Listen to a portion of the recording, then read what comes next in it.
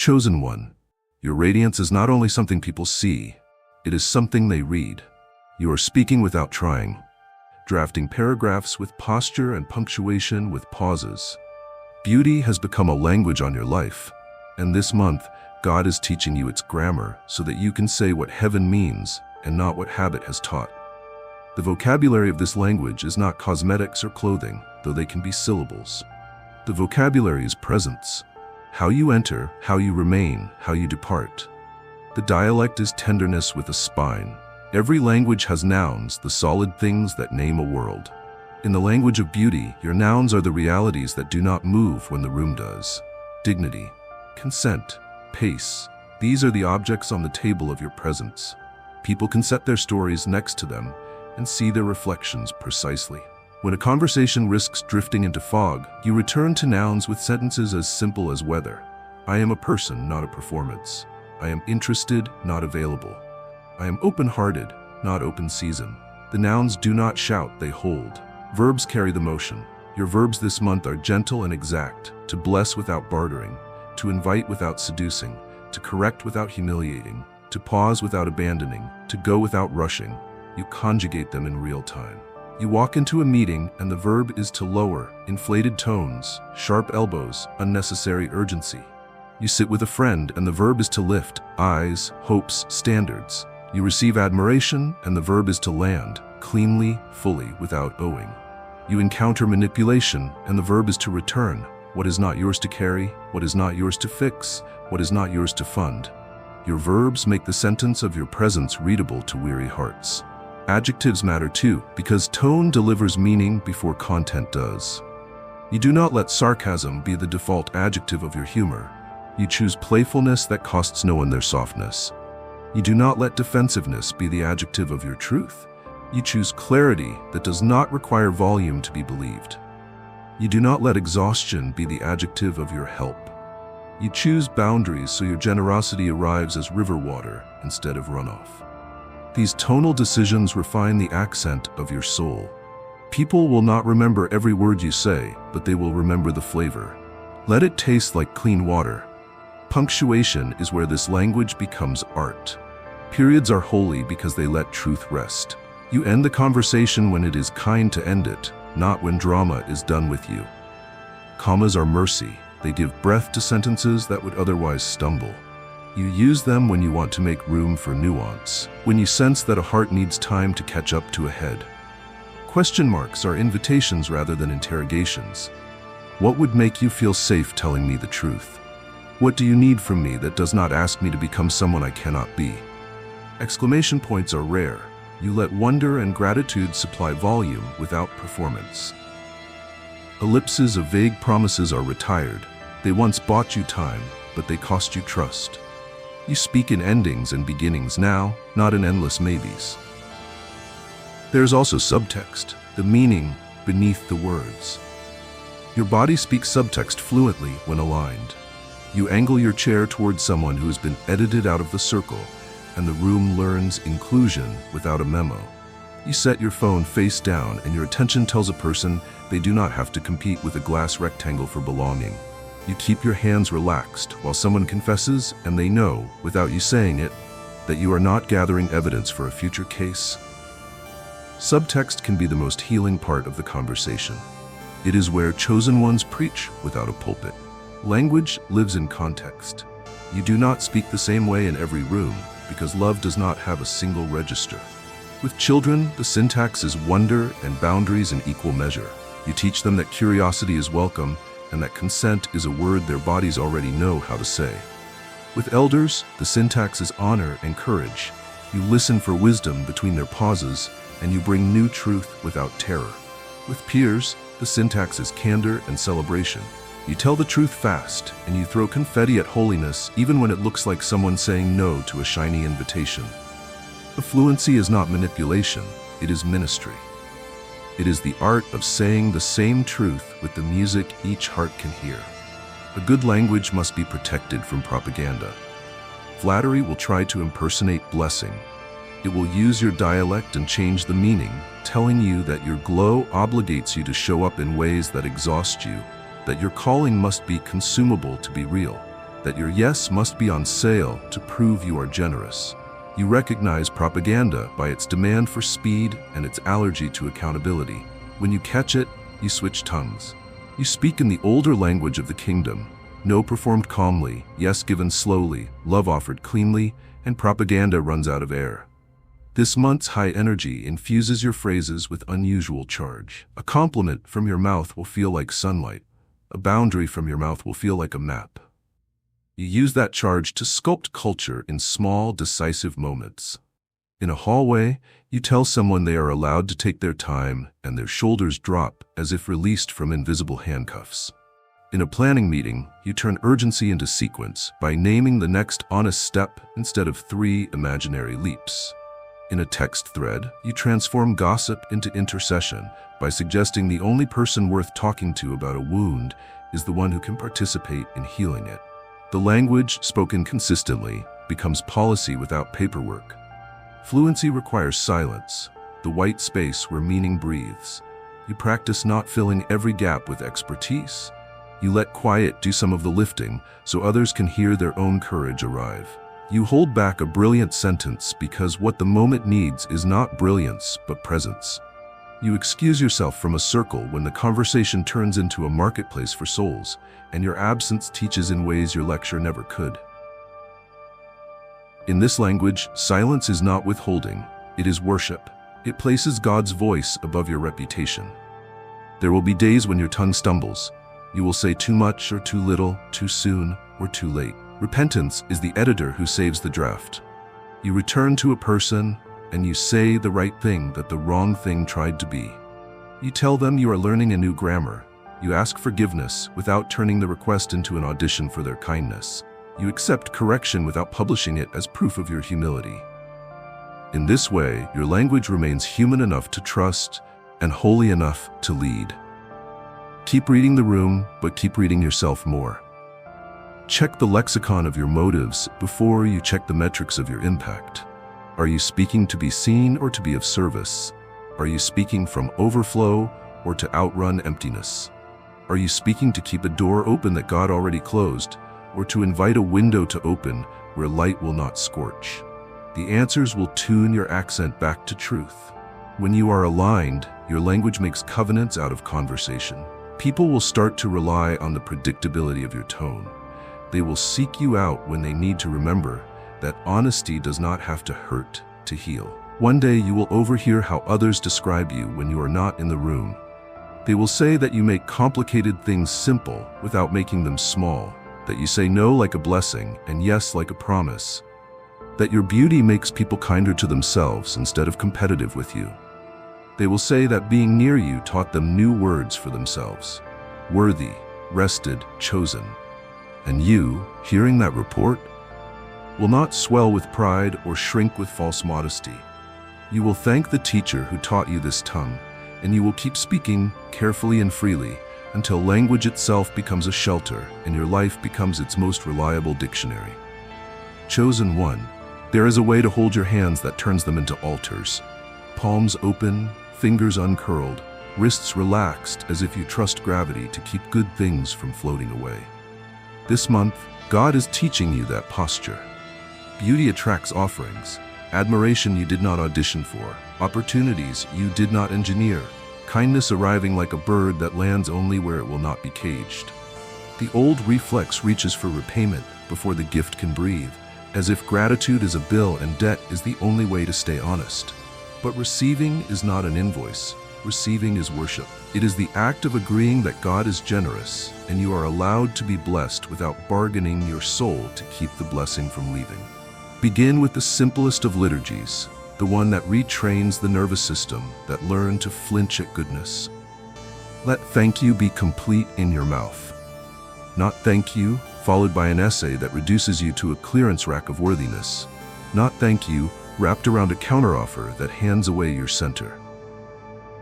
A clean thank you lets the gift land where roots can form, and roots are what you need if this season's beauty will become more than a headline in your memory. The person who gives is honored by clarity. The God who sent the gift is honored by rest. Receiving without fear means retiring secret contracts that once hid inside your hospitality. You used to treat compliments as coupons, redeemable only if you spent yourself afterward to prove you had not taken advantage. You used to translate generosity into a lease, promising access in exchange for rescue. You used to let favors write policy on your boundaries, then wondered why your peace felt like a hall pass someone else could revoke. The new way is cleaner. You accept what is offered and examine what is attached. Where strings hide in the bow, you return the strings and keep the flower. Where attachments threaten to make you a spokesperson for a version of you that cannot breathe, you bless the giver and protect the altar. This is not suspicion, it is stewardship. Fear says you must pay to stay lovable. Faith says love is the condition in which you learn to live. There is a childhood arithmetic that must be changed if you are to receive with a quiet heart. The child in you, clever, watchful, taught to trade dignity for safety, still scans every kindness for a cost. Sit with that child as if you have time, because you do. Offer them small gifts that do not disappear when they are slow to say yes. A nap granted without guilt, a walk taken without productivity, a meal eaten without apologizing to the future. Let your present patience speak the sentence that heals the ledger books that were written in the dark. Goodness can stay.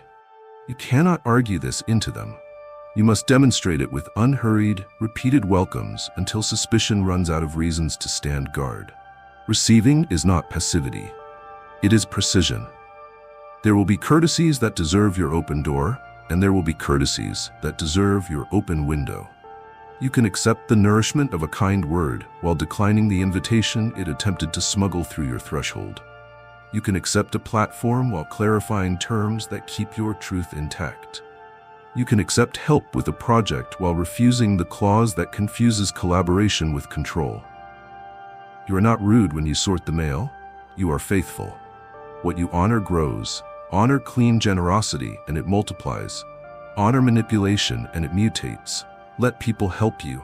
It sounds simple until you try to do it without apology. When a friend offers to carry half your load, do not turn it into a performance about how little you need. When a mentor opens a door, do not stand on the threshold rehearsing humility while opportunity grows cold on the other side. When a trusted voice edits your work, do not defend the version of you who wrote from scarcity. Help received is a prophecy spoken over your future. You will not build by exhaustion, you will build by agreement.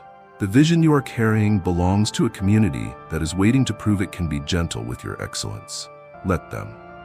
Receiving includes praise, and praise is a delicate currency because it spends in both directions. Drink it too fast and you will be dehydrated by morning. Swat it away and you will insult the hands that brought water because you are afraid of thirst. Sip, swallow, smile. File the sentence where God keeps your evidence. You are growing and people can tell. Then return to the work with the steady gait of someone who did not need applause to begin and will not need it to continue. If criticism arrives braided into kindness, untie the braid. Keep the strand that helps you become more exact. Lay down the strand that tries to make you smaller to keep someone else comfortable. Receiving is not agreement with every voice. It is a conversation with truth. Let your calendar learn to receive too. If every minute is spoken for, gifts will arrive and find nowhere to sit. Make margins as if hospitality depends on them, because it does. Leave an evening open so the unplanned goodness of quiet can come over. Stop exactly when you said you would stop, even if momentum seduces you to keep going. The project will benefit more from a rested steward than from an exhausted hero. Rest is not what you do after you have earned it. Rest is what you receive to remain honest. The breath that returns during rest is the same breath that lets a compliment land without turning into an audition. The same breath that lets a check arrive without rewriting your convictions. The same breath that lets a new affection walk beside you without having to carry you where you are unwilling to go. Receive God again, not the idea of God that nods at your discipline, but the presence that outloves your plans. Let Scripture read you while you read it. Let worship name the ache beneath your tasks without demanding that the ache perform for healing. You are not trying to maintain a spiritual brand. You are consenting to be held by a love that does not invoice. When that consent becomes your normal, you will notice something tender. You begin to meet human gifts without panic because you have already opened the door to the giver. Gratitude no longer sounds like bargaining. Surrender no longer feels like collapse. Receiving becomes recognition. There will be missteps. You will accept something that was actually a leash.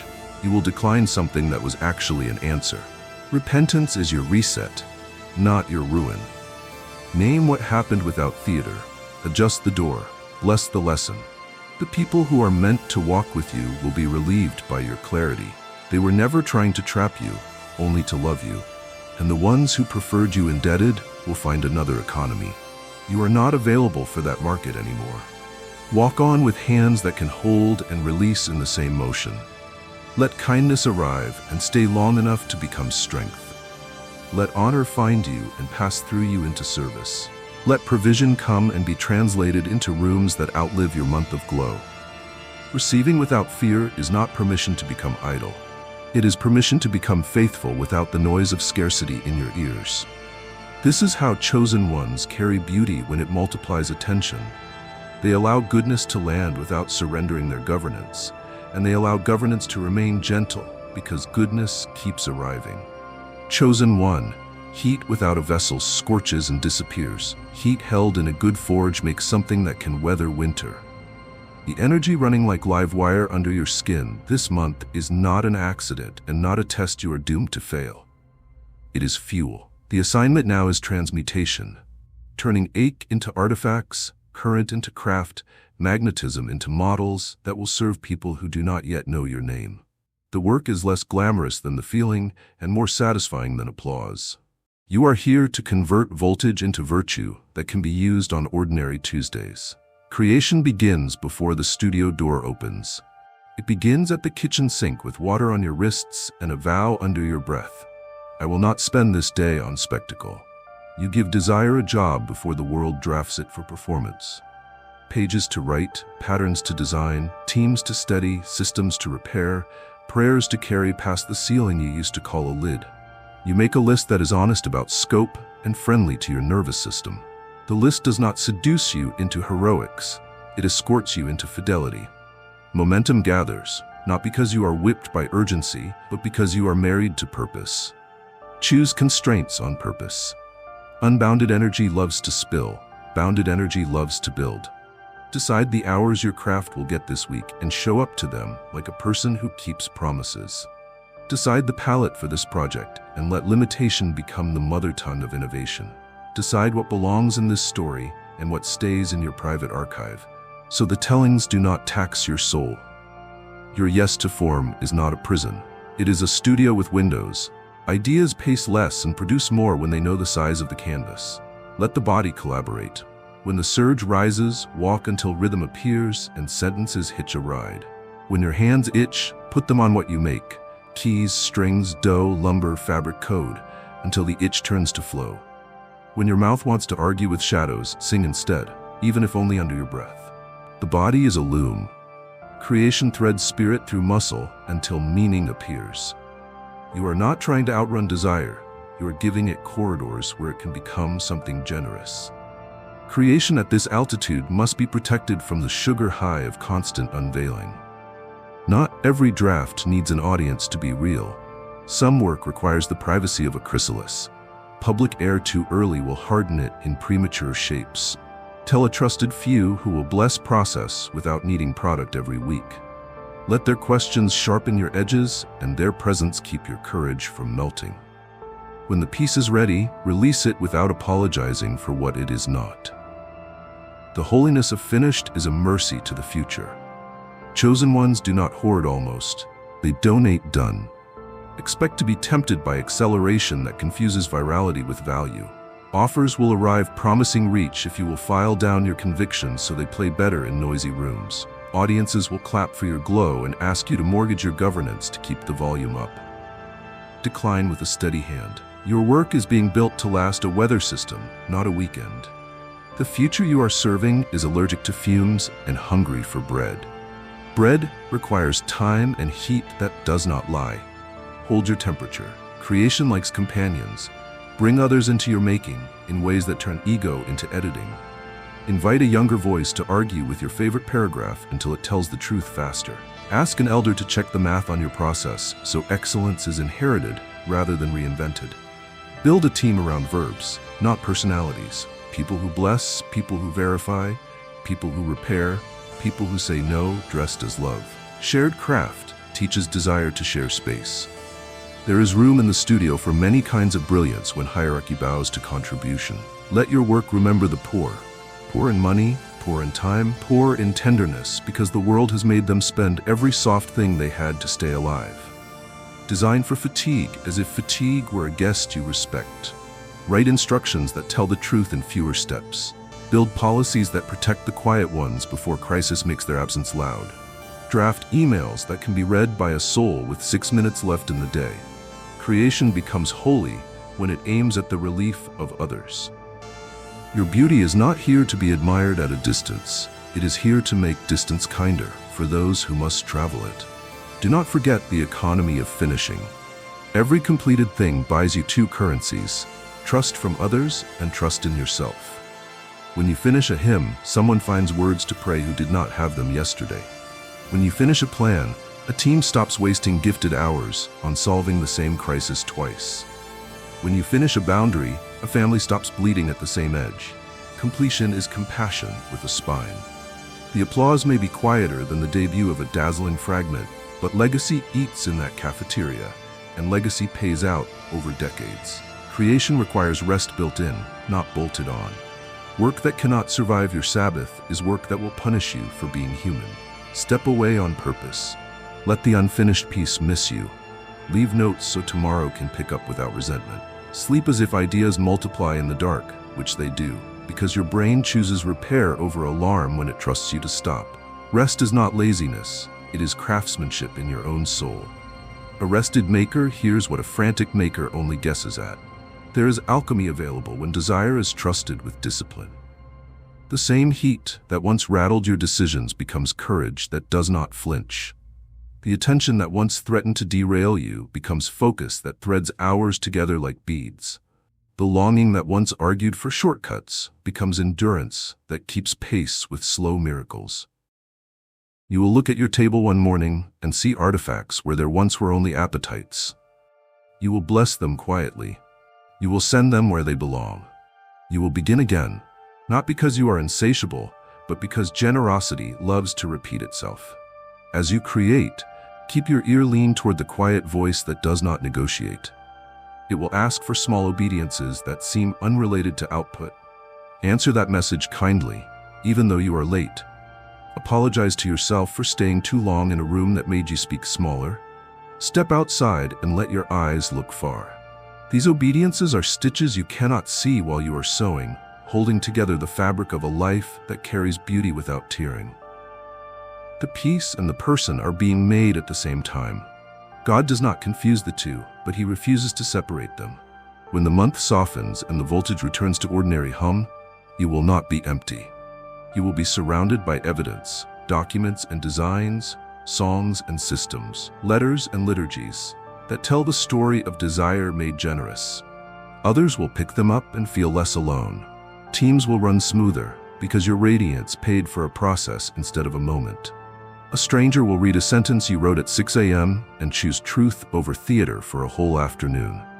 This is how chosen ones spend a bright season without wasting it. They turn heat into harvest, and then they sow again. Chosen one, a shelter is not defined by its brightness, but by the relief it provides when weather changes. This month, your beauty has stopped behaving like a spotlight and started behaving like a roof. People feel it before they name it. Conversations uncoil, shoulders drop, unguarded truths look for a chair. It isn't that you have grown softer in your convictions. You have become kinder in your climate. The high energy moving through you no longer crackles for effect. It warms for endurance. The room understands that your radiance is not a lure. It is a lantern that refuses to interrogate anyone who needs the light. To be shelter, you first learn to engineer entrances. You welcome without surrendering the threshold. Hospitality is not open season. It is considered access. A greeting from you is spacious but specific, the verbal equivalent of a well-marked doorway. Come in as yourself, keep your dignity, and leave with it intact. This clarity is mercy for everyone. It disarms the anxious who perform to be accepted, exposes the manipulative who test your edges for sport, and steadies the sincere who came for water rather than spectacle. You have stopped using warmth to buy belonging from others. Now warmth is how belonging meets them without a bill. Shelter requires temperature control, and you have become fluent in it. Where fear tends to overheat, you lower the flame with proportion. Where avoidance chills repair, you raise the heat with honesty. You do not mistake volume for truth or quiet for peace. You sense when the room needs a longer pause or a shorter sentence. Your yes brings people under beams that can hold weight. Your no ushers people out before the ceiling sags. The miracle is not that storms avoid your home, it is that shingles stop flying when they pass over it. Being a refuge also means protecting time from panicked hands. Urgency used to rent your schedule in the name of love. Now love sends urgency to the porch to wait while wisdom finds a chair. You do not give your midnight to problems that daylight can solve. You do not let chaos set the pace for calm. Instead, you invite others into a cadence that repairs more than it impresses. First breath, then facts, then responsibility, then action. This order sounds simple until you try it in a hurricane, which is exactly where it works. People who expected you to sprint with them toward the cliff edge learn, sometimes grudgingly at first, that safety at your side is safer than speed in their fear. You have learned the liturgy of de-escalation, and you practice it in small, consequential ways. In a meeting, you redirect the conversation from blame to specifics so no one is drafted as a villain and the problem cannot hide inside theatrics. At dinner, you decline to turn someone's confession into content, and trust lodges deeper because you did not need material. In a hallway, you say, "Let's pause," when jokes turn into knives disguised as cleverness, and everyone remembers that humor can be holy without using anyone's softness as a stage. Shelter is built out of these ordinary refusals to let harm dress up as culture. Beauty that shelters also knows how to feed, not with answers that infantilize, but with bread that steadies. Your words come out loaf-shaped now, edible, shareable, made from flour people recognize. Here's the boundary, here's the next step, here's where I will walk with you and where I cannot. You discovered that grand speeches raise hopes and lower follow-through. Simple sentences make tomorrow possible. The hungry stop grazing on drama and start eating direction. You did not become a savior, you became a kitchen. You are careful with touch, physical, emotional, spiritual, because shelter that gropes is a trap. Consent is not a checkbox you collect. It is the climate your life sustains so that closeness can be clean. Praise does not purchase your calendar. Tears do not purchase your torso. Access is negotiated, where both souls can breathe. This is not coldness, it is courage that keeps tenderness honest. People who have only known love as a transaction will test these walls. Some will leave when they discover the currency is dignity and the exchange rate is non-negotiable. Do not mourn those exits. Houses are not safe because everyone stays. They are safe because everyone who stays is safe. There is a watchfulness you carry at the edges of your shelter. Predatory patterns do not announce themselves with fangs. They send emissaries, innuendo, triangulation, forced intimacy, jokes that audition cruelty. You interrupt early, gently, and firmly. "Not here," you say with a softness that leaves no room for debate. You do not supply a sermon. You supply a standard. Predators starve where standards are clear. The wounded heal where standards are consistent. To remain refuge, you must be able to retreat into refuge. Your interior rooms are stocked. Scripture within reach, counsel on speed dial, laughter that does not require disclaimers, quiet that does not accuse you of laziness. You Sabbath as policy, not apology. When admiration tempts you to spend tomorrow's patience today, you go home. When loneliness tempts you to lower the rent on your boundaries, you sleep. When success tempts you to become unreachable, you sit with people who knew you when the lights were smaller and let them ask the simple questions that detox applause. Houses are safest where the builder rests. Your body participates in this architecture. You wear your posture like a welcome sign and a lock. Open shoulders, grounded feet, a gaze that registers humanity before performance. You have noticed how a single exhale can reset a table, how a slower sip can lengthen someone's courage, How stepping aside creates a corridor where an overlooked voice can reach the center. This is not theater. It is stewardship of physics. The human nervous system calibrates to the nearest regulated presence. You chose to be that presence so others could remember theirs. Maybe the clearest evidence that your beauty has become shelter is what lingers after you leave. Arguments feel less inevitable. People forgive themselves faster for not being dazzling because they tasted the relief of being real. Confessions come earlier, which makes repair cheaper. A few even discover that they, too, can be roofs rather than fireworks. Shelter replicates. It travels by imitation. It becomes culture when enough chosen ones decide that safety is a more interesting miracle than spectacle. Hold this form. Let it evolve without erosion. Let the weather test you and the seasons teach you. If a window cracks after a hard night, fix it without a press release. If a door sticks, sand it. If the furnace shows strain, take a day to rebuild the firebox. You are not failing when you maintain. You are honoring what you've made.